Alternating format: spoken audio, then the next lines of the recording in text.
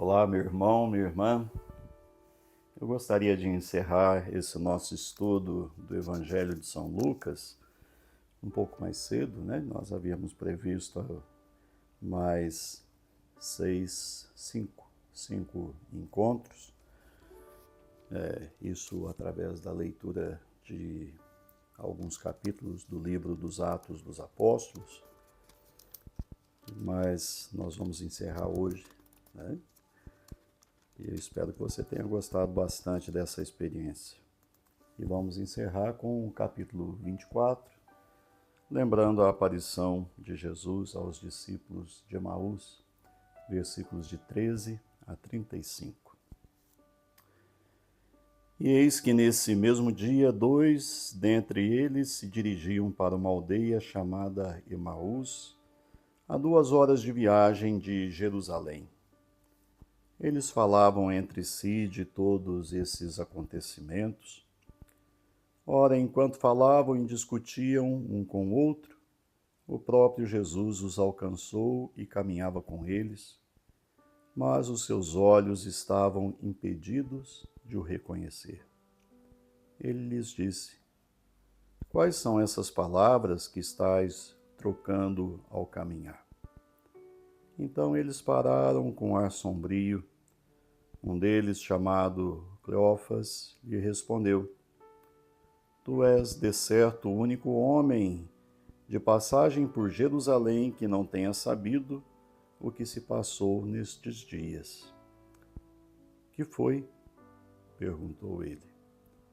Eles lhe responderam: O que aconteceu a Jesus de Nazaré, que foi um profeta poderoso em atos e palavras diante de Deus e diante de todo o povo, como os nossos sumos sacerdotes e os nossos chefes o entregaram para ser condenado à morte e o crucificaram.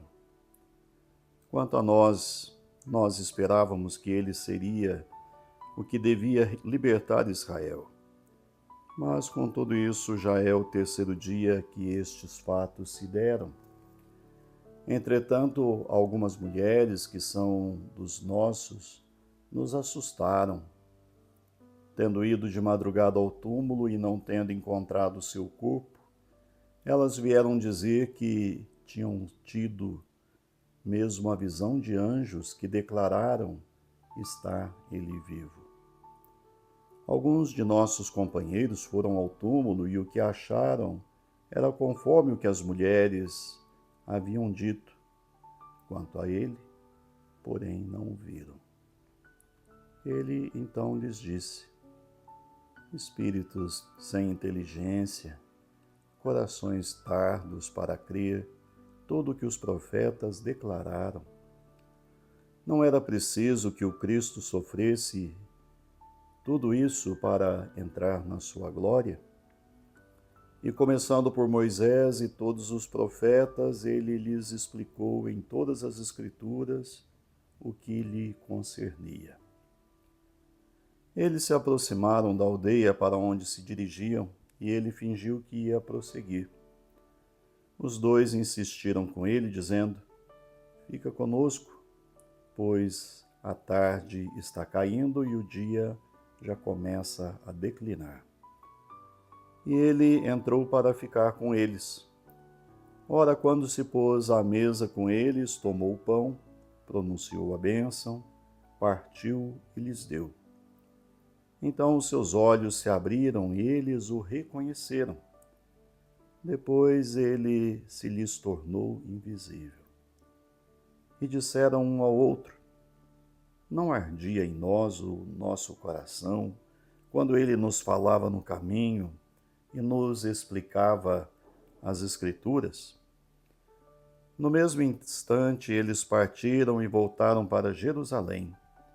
Encontraram os 11 e seus companheiros, que lhes disseram: É verdade, o Senhor ressuscitou e apareceu a Simão. E eles contaram o que se passara no caminho e como eles o haviam reconhecido na fração do pão.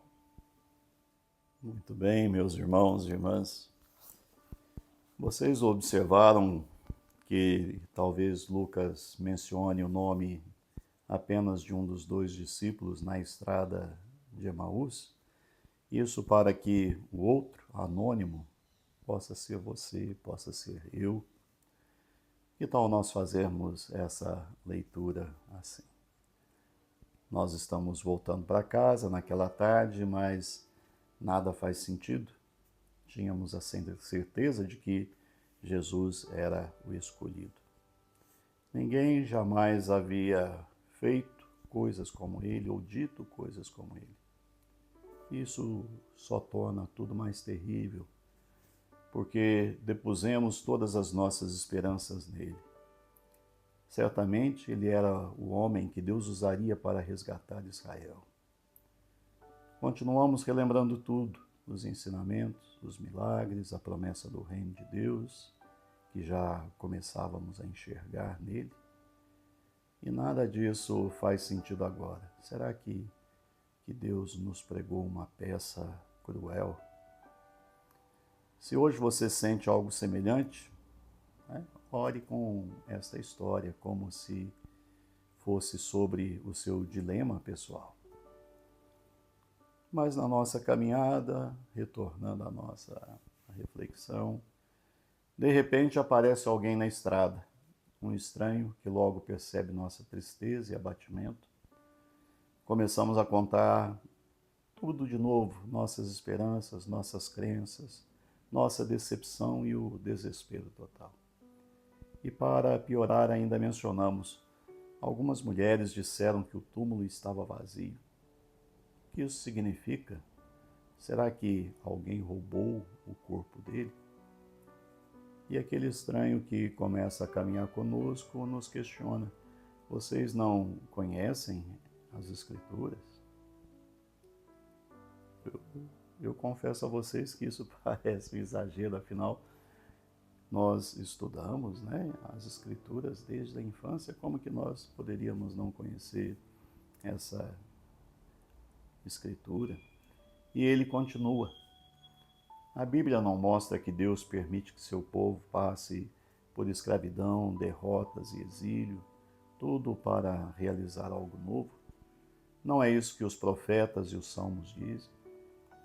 Deus promete resgate mesmo do pecado e da morte, mas há um caminho a ser percorrido até o outro lado.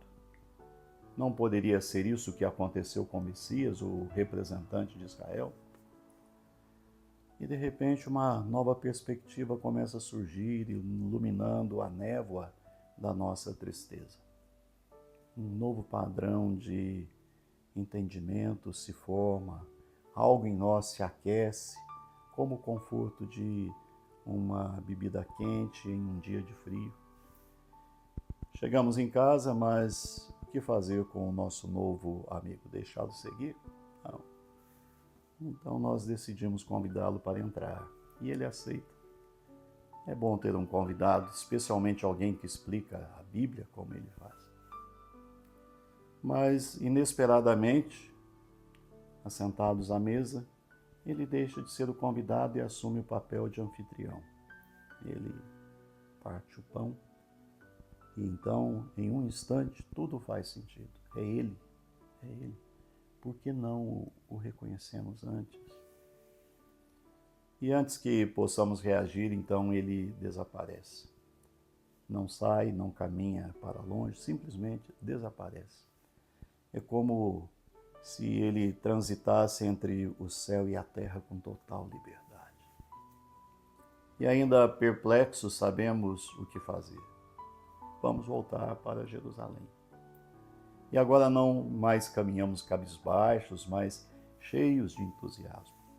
O calor no coração ainda permanece, lembrando-nos de suas explicações sobre as Escrituras. E ao chegarmos, descobrimos que outros também o viram. Simão Pedro o havia encontrado. Portanto, nós não estávamos delirando, é real, ele está vivo, ele é o Messias, ele resgatou Israel. Ainda não sabemos exatamente como isso aconteceu, como isso está acontecendo, mas algo novo começou. O mundo mudou e nós também mudamos. Nós também podemos ser renovados a partir desse evangelho, dessa experiência, desses discípulos. Portanto, meu irmão, minha irmã, convido você, a levar as suas histórias tristes, suas histórias da sua vida, do seu dia a dia, a Jesus e permita que Ele aqueça o seu coração com as Escrituras. Abra seus olhos para vê-lo ao partir o pão. É assim que sempre foi e é assim que pode ser para nós. Vamos fazer uma oração e eu quero que você reze comigo. Acompanha-nos, Senhor, pois a noite está chegando e o dia já declina. Permanece conosco em Tua graça, em Tua palavra, em Teu consolo e em Tua bênção. Fica conosco, Senhor, e com toda a Tua igreja, agora e para sempre. Amém. Meu irmão, minha irmã, eu espero que você tenha gostado dessa experiência que nós fizemos de fazer, a leitura do Evangelho de São Lucas. Para mim foi uma experiência muito significativa iniciar lá na quarta-feira de cinzas e poder encerrar hoje, fazendo toda essa trajetória, toda essa caminhada. E para quem nunca havia lido o Evangelho de São Lucas, eu acredito que tenha sido uma experiência ainda maior, mais profunda. Eu quero pedir-lhe a gentileza de deixar o seu comentário. Isso, deixe seu comentário a este vídeo, mande uma mensagem aí para o nosso contato, esse contato que está enviando diariamente para você o link desse estudo nosso. E faça o seu comentário, inclusive dê sugestões, tá? Dando sugestões, quem sabe nós possamos até mesmo criar alguma outra coisa que possa ajudar você a continuar meditando, a continuar rezando diariamente, a conhecer mais a palavra de Deus. Amém? É a nossa bênção, Reze comigo. Senhor, esteja sempre à minha frente, indicando-me por onde eu devo andar. Esteja sempre ao meu lado, amparando-me nas dificuldades e atrás de mim com todos os anjos dele, protegendo-nos de todo mal, hoje e sempre. Por intercessão de nossa amada Mãe, Nossa Senhora Aparecida, desça sobre você, desça sobre a sua casa, sobre a sua família, sobre o seu trabalho, a bênção do Deus, Pai, e Filho e Espírito Santo. Amém. Uma feliz Páscoa a todos vocês.